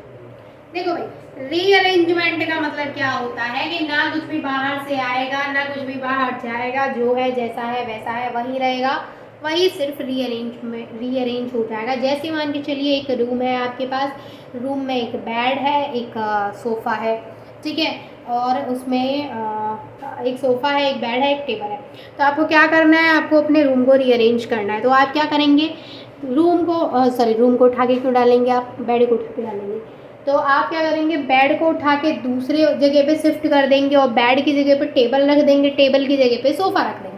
इसका मतलब आपने क्या कर दिया कि ना तो आपने रूम के बाहर से कोई सामान रखा है अंदर, ना ही आप रूम के अंदर के सामान को बाहर लेके गए, आपने सिर्फ क्या किया है, जो भी रूम के अंदर था, जितनी भी चीज़ें थी, सभी को बस एक दूसरे की जगह पे बिठा दिया है, सिर्फ उनको रीअरेंज कर दिया है, ताकि आँखों को थोड़ा बेटर फील हो, थोड़ा कमरे का लुक चेंज हो जाए, बस इसलिए ना, यस इसीलिए। अब हम क्या करेंगे, हम भी आंखों को बेटर फील कराएंगे, क्योंकि हम भी क्या करेंगे, थोड़ा रिएक्शन का लुक चेंज कर देंगे। चलिए कर देते हैं फिर। रीअरेंजमेंट होगा सिर्फ और सिर्फ, जैसे ये है CH3 CH2 CH2 CH2 Br, है ना, ये है AlCl3। AlCl3 की प्रेजेंस में हम यहाँ पे करा रहे हैं। अच्छा एक बार डेफिनेशन बोल दें, चलिए। Those organic reactions in which one or more atom or groups migrate from one position to another position in a same molecule are known as rearrangement reactions। बस माइग्रेट करेंगे और कुछ नहीं। क्या होगा, अब ये Br यहाँ बैठा है, अब ये Br बोलेगा भाई यहाँ मैं खुश नहीं हूँ, थोड़ा सा रिएक्शन का लुक चेंज कर देते हैं। बोले ठीक है कोई बात नहीं भैया, टेंशन मत लो, तुम यहाँ बोले ठीक है, घर छोड़ के मत जाओ तुम, अगर तुम्हें ये पसंद है, ये वाली जगह पसंद है तो तुम यहाँ बैठ जाओ, पर हमारी रिएक्शन को छोड़ के मत जाओ। बोले ठीक है, तो ये क्या करेंगे, CH3 CH2। अच्छा ये Br यहाँ आएंगे तो इनका हाइड्रोजन इधर चला जाएगा। बोले हाइड्रोजन बोलेगा ठीक है कोई बात नहीं, ऐसा है Br को अगर वहाँ पे नहीं अच्छा लग रहा है तो Br इधर आ जाएगा, मैं उधर चला जाता हूँ। बोले ठीक है, तो यहाँ पे हो गई CH2, ये हो गया CH, और यहाँ पे जुड़ गए Br, और यहाँ पे हो गया CH3। अच्छा यहाँ पे CH2 था, CH3 ही तो होगा, है ना, CH3 ही तो होगा, देखो ऐसे होगा, CH3 ही तो होगा भाई, ये CH2 है, अब इसके पास Br इसका चला गया तो इसका हाइड्रोजन भी तो इसके पास आएगा, तो ये CH3 हो गया यहाँ पे, है ना भाई, समझ में आ गया, यही है बस रीअरेंजमेंट रिएक्शन में। और वो P वाली जो रिएक्शन है उसका नाम फटाफट से बता दीजिए मुझे कमेंट करके। ये हो गया हमारा चौथा टाइप, जिसमें कि सिर्फ रीअरेंजमेंट कराते हैं रिएक्शन का, कुछ भी बाहर से नहीं लाते, कुछ भी ले जाते नहीं है, जो है जितना उतने में खुश रहते हैं भाई, कुछ भी ज़्यादा की इच्छा नहीं है, ठीक है। पांचवा जो टाइप है वो है मॉलिक्यूलर रिएक्शंस। मॉलिक्यूलर रिएक्शंस कौन सी होती हैं, इनमें क्या होता है, पाई इलेक्ट्रॉन्स का ऑर्गेनाइजेशन होता है थ्रू अ ट्रांजिशन स्टेट, यानी ऐसी रिएक्शन जिनमें कि ट्रांजिशन स्टेट के थ्रू पाई इलेक्ट्रॉन्स ऑर्गेनाइज करते हैं। ऑर्गेनाइज मीन्स कि वो एक अपनी पोजीशंस को चेंज करते हैं। कैसे, एग्जांपल के थ्रू समझाएंगे, लेकिन सबसे पहले समझ लीजिए कि इसके भी दो टाइप होते हैं। पहली होती है इसमें इलेक्ट्रोसाइक्लिक रिएक्शन और दूसरी होती है साइक्लो एडिशन। तो पहली जो है इसकी वो समझा देती हूँ, इलेक्ट्रोसाइक्लिक रिएक्शन, ठीक है। इलेक्ट्रोसाइक्लिक रिएक्शन में जैसे हमने एक एग्जांपल ले लिया यहाँ पे CH double bond CH2 double bond CH2, इस तरीके से हमारे पास एक एग्जांपल है, और ये रिएक्ट कर रहा है सनलाइट की प्रेजेंस में, ठीक है, HCl की प्रेजेंस में। तो यहाँ पे क्या होगा, देखो यहाँ पे क्या होगा, मैंने क्या बोला कि यहाँ पे क्या होता है, पाई इलेक्ट्रॉन्स क्या होते हैं, ऑर्गेनाइज होते हैं। पाई इलेक्ट्रॉन्स का क्या होगा भाई, क्या बताया था अभी, ऑर्गेनाइज होते हैं। पाई इलेक्ट्रॉन यहाँ पे ऑर्गेनाइज, शायद आपको दिख नहीं रहा होगा पीछे, अभी एक सेकेंड, यहाँ पे क्या होते हैं, पाई इलेक्ट्रॉन ऑर्गेनाइज होते हैं। अब दिख रहा है, इस रिएक्शन में क्या होते हैं, पाई इलेक्ट्रॉन्स ऑर्गेनाइज होते हैं। तो ये जो हमारे पास पाई बॉन्ड्स हैं, पाई इलेक्ट्रॉन्स हैं, वो ऑर्गेनाइज होंगे। ऑर्गेनाइज कैसे होंगे, एक दूसरे की जगह पे चले जाएंगे, जैसे ये वाला यहाँ आ गया और ये वाला यहाँ चला गया, तो ये वाला यहाँ चला गया तो कुछ एक ट्रांजिशन स्टेट देखने को मिलेगी, यानी कुछ ऐसा देखने को मिलेगा कि दोनों घूम रहे हैं, कुछ इस तरीके का देखने को मिलेगा। तो जैसे ये है CH, ये हो गया CH2 और ये हो गया CH2। अब इनके बीच में आपको देखो, ये यहाँ आ रहा है, ये यहाँ जा रहा है, तो इस तरीके से देखने को मिल रहा है, यानी अभी प्रॉपर आया नहीं है, वो गया नहीं है, तो इस तरीके से गोल गोल घूमता हुआ कुछ देखने को मिल रहा है ना। अब एक्चुअल में ये ट्रांजिशन स्टेट शो कर रहा है, तो यहाँ पे क्या होता है, ट्रांजिशन स्टेट के थ्रू पाई इलेक्ट्रॉन्स का ऑर्गेनाइजेशन होता है। अब ये क्या होगा, अब ये फाइनली क्या होगा, ये CH, इसके बीच में बॉन्ड आ गया, अभी इसके बीच में फाइनली बॉन्ड आ गया, ये इस तरीके से डबल बॉन्ड, और यहाँ पे जो डबल बॉन्ड था वो सिंगल बॉन्ड में कन्वर्ट हो चुका है, और यहाँ पर जो डबल बॉन्ड था उसका एक बॉन्ड यहाँ आ गया, तो ये बॉन्ड यहाँ आ गया, और ये भी सिंगल बॉन्ड। तो इस तरीके से हमें जो रिएक्शन मिल गया, जो प्रोडक्ट मिल गया है वो उस तरीके से CH डबल बॉन्ड, यानी ये पहले डबल बॉन्ड यहाँ था और यहाँ था, फिर ये ऑर्गेनाइज हुआ इसमें पाई इलेक्ट्रॉन का, तो इस तरीके का हमें, अरे ये दिख नहीं रहा है, तो फिर यहाँ पर ये हमें देखने को मिला। उसके बाद फाइनली जो डबल बॉन्ड था वो यहाँ पर फाइनली चला गया, और इसका जो डबल बॉन्ड था उसमें से एक बॉन्ड यहाँ पे आ गया है, तो इस तरीके का यहाँ पर बॉन्ड बन चुका है। तो ये होती है हमारी इलेक्ट्रोसाइक्लिक रिएक्शन, ठीक है। एक और चीज़ बताते हैं इसमें, इलेक्ट्रोसाइक्लिक रिएक्शन में भी पाई इलेक्ट्रॉन्स का क्या होता है, ऑर्गेनाइजेशन होता है। और जो इसका दूसरा टाइप मैंने आपको बताया था साइक्लो एडिशन रिएक्शन, उसमें भी पाई इलेक्ट्रॉन्स का ऑर्गेनाइजेशन होता है। बट दोनों के बीच में मेनली डिफरेंस क्या है कि जो इलेक्ट्रोसाइक्लिक रिएक्शन होती है इनमें पाई इलेक्ट्रॉन का ऑर्गेनाइजेशन तो होता है but with in the same molecule में होता है। अब जैसे एक ही मॉलिक्यूल है इसी में पाई इलेक्ट्रॉन्स का ऑर्गेनाइजेशन हो रहा है, लेकिन जब मैं आपको साइक्लो एडिशन रिएक्शन बताऊंगी तो उसमें आप देखेंगे कि एक मॉलिक्यूल में नहीं है, एक से ज़्यादा मॉलिक्यूल में वहाँ पर पाई इलेक्ट्रॉन्स का ऑर्गेनाइजेशन होता है। फटाफट से इसका एग्जाम्पल नोट करिए, देन मैं आगे आपको समझाती हूँ। अब साइक्लो एडिशन रिएक्शन की मैं बात करूँ तो मैंने क्या बोला था अभी, cycloaddition reaction is indicates the addition of 2 pi reactants. यहाँ पर जो 2 पाई रिएक्टेंट है वो आपस में एक साइक्लिक एडक्ट को फॉर्म करेंगे with formation of sigma bonds at the end of the pi components। अब यहाँ पर क्या होगा कि 2 पाई रिएक्टेंट आप यूज करेंगे और वो एक साइक्लिक एडक्ट बनाएंगे। ट्रांजिशन स्टेट तो डेफिनेटली यहाँ पर भी बनेगी, लेकिन सबसे मेन मुद्दा आपको क्या लेना है कि यहाँ पर जो पाई इलेक्ट्रॉन्स का ऑर्गेनाइजेशन होगा वो सेम मॉलिक्यूल में नहीं होगा। तो जैसे एग्जांपल हम ले लेते हैं, एक मॉलिक्यूल हमारे पास ये है और दूसरा मॉलिक्यूल हमारे पास ये है। तो अब यहाँ पर भी पाई इलेक्ट्रॉन्स का ऑर्गेनाइजेशन होगा। क्या होगा, ये यहाँ आ जाए, ये यहाँ चला जाए और ये, इसको इस तरीके से दिखाती हूँ, ये इस तरीके से यहाँ आ जाए। तो इस तरीके से ये एक आपको इस तरीके की स्टेट देखने को मिलेगी कि ये है हमारे पास बॉन्ड और एक है बॉन्ड हमारे पास ये, और इनके बीच में इस तरीके से ये डबल बॉन्ड घूम गया। अभी पता नहीं है डबल बॉन्ड कहाँ गया है, बट इस तरीके से कुछ घूम गया है ना, इस तरीके से कुछ डबल बॉन्ड हमारा घूम रहा है। अब फाइनली ये एक प्रोडक्ट देगा, जिसको कि मैं नीचे बना देती हूँ यहाँ। फाइनली ये एक प्रोडक्ट देगा कि ये तो ऐसे ही था, ऐसे है ना, और ये वाला बॉन्ड भी ऐसे ही था। अब इसका जो डबल बॉन्ड है वो ऐसे ट्रांसफर हुआ है तो वो आ गया यहाँ इस तरीके से, देखिए ये आ गया यहाँ, और इसका जो डबल बॉन्ड था ये वाला वो चला गया यहाँ, तो ये डबल बॉन्ड यहाँ आ गया, और ये वाला बॉन्ड यहाँ चला गया तो ये वाला बॉन्ड यहाँ आ गया इस तरीके से। तो फाइनल प्रोडक्ट जो है वो हमें ये मिल चुका है, यानी एक साइक्लिक एडक्ट बन गया है। 2 पाई रिएक्टेंट्स आपस में रिएक्ट करके एक साइक्लिक एडक्ट का फॉर्मेशन किया है। ये एक ट्रांजिशन स्टेट को शो कर रहा है यहाँ पे। इसी के साथ हमारी जो टाइप्स ऑफ ऑर्गेनिक रिएक्शंस थी वो होती हैं complete. And types of organic reactions ने काफ़ी टाइम लिया है, जबकि मैंने बहुत शॉर्ट में बताया, आपको कोई डिटेल में नहीं बताया है, बट फिर भी इसमें काफ़ी टाइम हमें लग चुका है। अब मैं आपको बताती हूँ यहाँ पे कार्बेनियाइन के बारे में। कार्बेनियाइन, भाई कार्बेनियाइन क्या होता है, कार्बोकेटाइन क्या होता है, सबसे पहले ये बताइए कार्बोकेटाइन क्या होता है।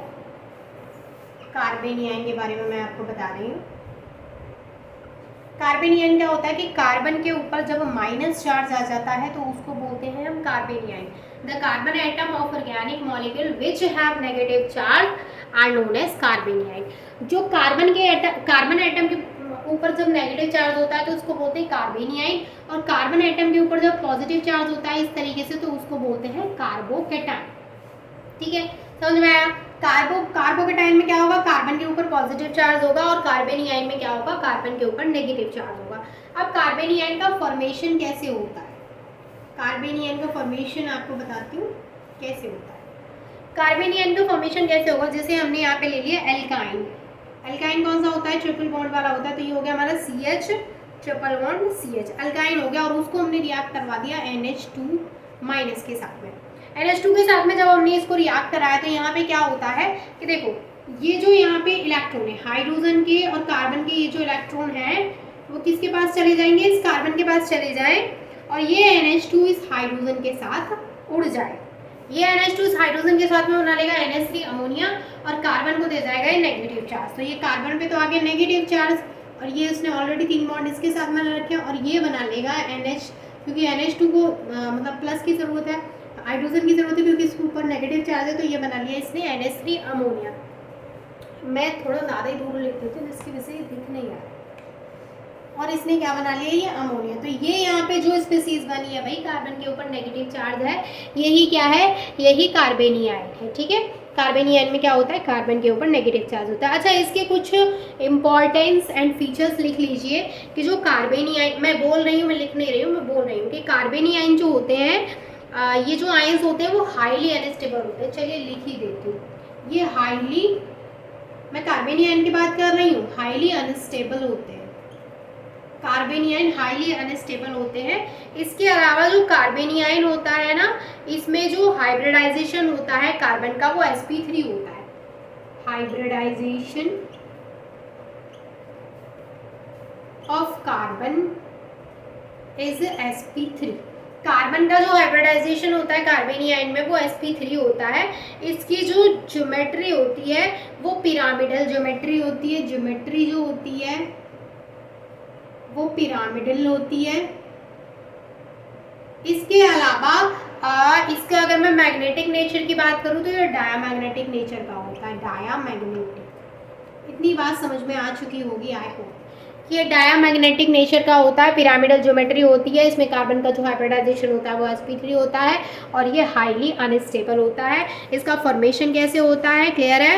और इसका स्ट्रक्चर और बनवा देती हूँ साइड से। इसका स्ट्रक्चर कुछ ऐसा होता है, ये कार्बन है, इसने इस तरीके से यहाँ पे बॉन्डिंग कर रखी है और कार्बन के ऊपर क्या होते हैं, लोन पेयर ऑफ इलेक्ट्रॉन्स होते हैं, यानी जो नेगेटिव चार्ज है वही क्या है, लोन पेयर ऑफ इलेक्ट्रॉन है। लोन पेयर ऑफ इलेक्ट्रॉन आपको दिख रहा है, नहीं दिख रहा, डोंट वरी अभी दिखाते हैं। ये देखिए जो कार्बन है उस पे क्या है, लोन पेयर ऑफ इलेक्ट्रॉन है और जो नेगेटिव चार्ज है वही लोन पेयर ऑफ इलेक्ट्रॉन को शो कर रहा है। तो ये जस्ट बात हो गई कार्बेनियन के बारे में, मैंने जल्दी जल्दी कार्बेनियन को ख़त्म कर लिया है।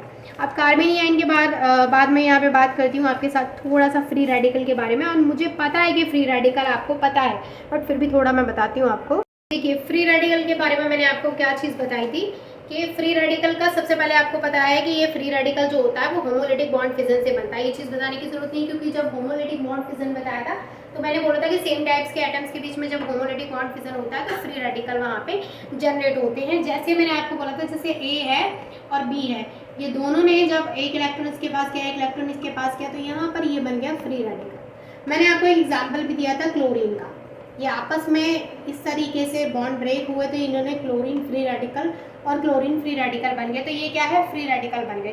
तो एक चीज़ लिख लीजिए कि ये होमोलिटिक बॉन्ड क्लीवेज से बनते हैं, होमोलिटिक बॉन्ड फिजन से बनते हैं। होमोलिटिक बॉन्ड फिजन से कौन बनते हैं, फ्री रेडिकल बनते हैं। दूसरी चीज़ ये तो आपको समझ में आ गया। आप ऐसे भी और एक और चीज़ इसमें लिख लीजिए कि जब भी होमोलिटिक बॉन्ड फिजन होता है तो हमें जो 2 इलेक्ट्रिकली न्यूट्रल फ्रेगमेंट्स मिलते हैं या फिर जो एटम्स हमें मिलते हैं उन्हीं को हम फ्री रेडिकल बोलते हैं। ठीक है, ये आपको समझ में आ गया कि इनको हम फ्री रेडिकल बोलते हैं। फ्री रेडिकल का जो स्ट्रक्चर होता है वो कुछ ऐसा होता है, जैसे कार्बन है ये और कार्बन के पास में ये इसने बॉन्डिंग कर रखी है। ठीक है, यहाँ पर जो इसका एंगल होता है वो 120 डिग्री का एंगल होता है। ठीक है, और ये यहाँ पे सिर्फ फील्ड दिखाया गया है और ये इस साइड जो है इसका ऑर्बिटल वो उसमें एक इलेक्ट्रॉन है। जो कार्बन एटम है अल्काइल फ्री रेडिकल का वो sp2 हाइब्रिडाइज्ड होता है। ठीक है, तो यहाँ पर आपको दिख रहा है ये इसका प्लेनर स्ट्रक्चर होता है। ये देखो ये जो है यहाँ पे यही फ्री रेडिकल है, जो दिख रहा है ना आपको अनपेयर्ड इलेक्ट्रॉन, ये जो अनपेयर्ड इलेक्ट्रॉन है यही क्या है, यही फ्री रेडिकल है। ठीक है, और ये जो मैंने क्या बोला कि जो कार्बन एटम होता है अल्काइल फ्री रेडिकल का वो sp2 हाइब्रिडाइज्ड होता है और इसी वजह से इसकी जो स्ट्रक्चर होती है वो प्लेनर होती है। ये बात हो गई यहाँ पे फ्री रेडिकल के बारे में। I hope this is clear to all of you. And इसके अलावा थोड़ा सा कार्बीन के बारे में भी आपको बता देती हूँ, क्योंकि आप सारी चीज़ों से फेमिलियर हो जाने चाहिए।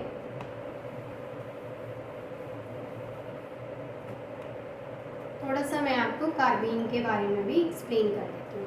कार्बीन क्या होती है भाई, देखो कार्बीन क्या होती है, carbene is a molecule neutral molecule होता है which contain a carbon atom with an electron valency of 6, यानी क्या उसकी जो वैलेंसी होती है ना 6 होती है जो कार्बन होता है। तो कुछ इस तरीके से आप कह सकते हैं कार्बन की, ये कार्बन है, कार्बन ने इधर आर के साथ में बॉन्ड बना रखा है और इधर आर के साथ में बॉन्ड बना रखा है और यहाँ पर इसके पास 2 इलेक्ट्रॉन है ऊपर, यानी इसके पास जो फ्री रेडिकल है वो 2 होते हैं।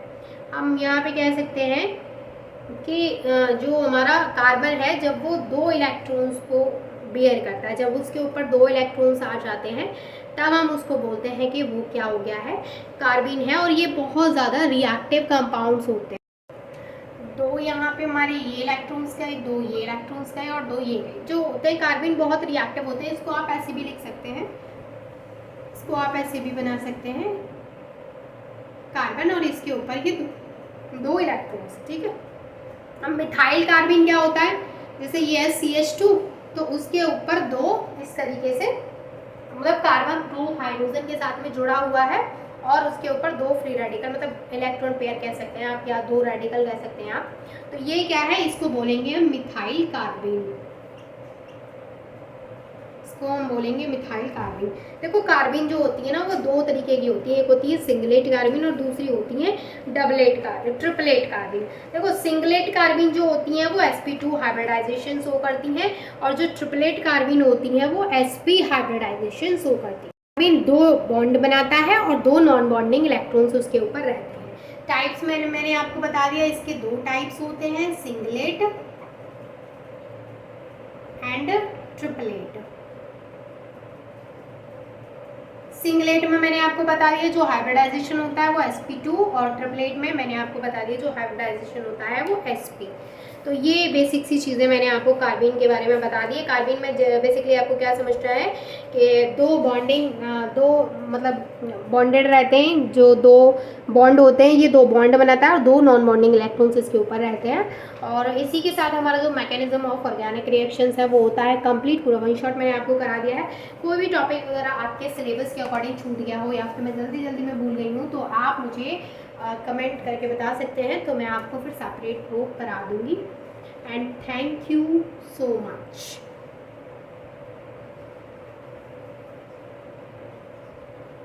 आई होप कि आपको ये वीडियो अच्छी लगी होगी। अगर ये वीडियो अच्छी लगी तो प्लीज़ वीडियो को लाइक ज़रूर करना। And thank you so much for watching this video.